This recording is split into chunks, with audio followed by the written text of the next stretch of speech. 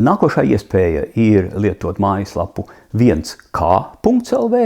Ja es nekļūdos, tā ir visjaunākā, palabojiet, varbūt tā nav, bet man liekas, ka tā ir visjaunākā.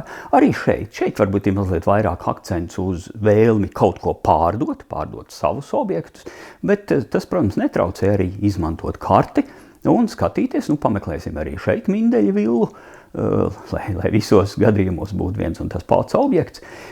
Šeit iespējams, ka vai tāpēc, ka šī mājaslapa ir jaunāka, varbūt kaut kas vēl nestrādā, bet visticamākais nav atjaunoti dati, tā kā droši vien mazliet jāpagaida, un arī 1K strādā ļoti labi, un jūs redzat, ka nekustamā īpašuma darījumus, veiktos darījumus mēs varam atrast un salīdzināt.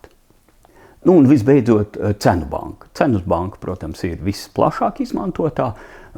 Tur ir iespējas arī labāk filtrēt datus. Un vērtētāji, protams, izmanto cenu banku.